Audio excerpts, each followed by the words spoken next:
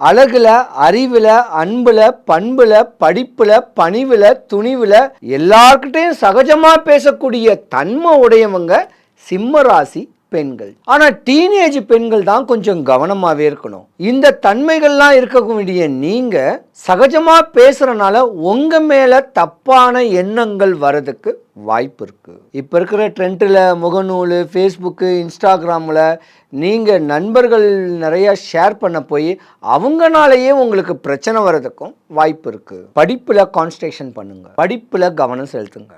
என்னதான் படிச்சிருந்தாலும் ஒரு கட்ட காலத்துல சிறு வயசுலயே உங்களுக்கு கல்யாணமும் ஆயிடும். கல்யாணம் ஆனிச்சுன்னா சீக்கிரமே குழந்தை பிறந்துடும். அந்த குழந்தைங்களை வளர்த்து வாலிபமாக்குறதுக்கு உங்களுக்கு வயசாயிடும்.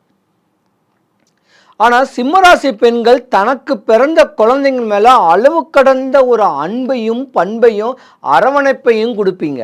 பிள்ளைங்களுக்கெல்லாம் சோறை கொடுத்துட்டு அந்த தண்ணியை கூட குடித்து நீங்கள் வாழ்ந்துட்டு வந்தக்கூடிய தன்மை சிம்மராசி பெண்களுக்கு தாங்க நிறையாவே உண்டு.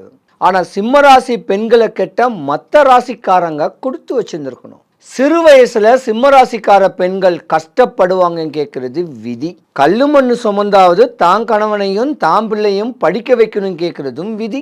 இப்படியாம்பட்ட ஒரு நேரங்காலத்துல சிம்மராசிக்காரங்க வேலைக்கு போய் உழைச்சி சம்பாதிக்கணும்னு சொல்லக்கூடிய தன்மையும் உங்களுக்கு நிறையாவே இருக்கும். ஆனால் ஆசைகள் பார்த்தீங்கன்னா பெரிய ஆசையாக இருக்கும். எப்படின்னா தன்னுடைய தாய் தகப்பன் தனக்கு பிறந்த தான் கூட பிறந்த தம்பிங்கள் மேலே பாசக்காரு.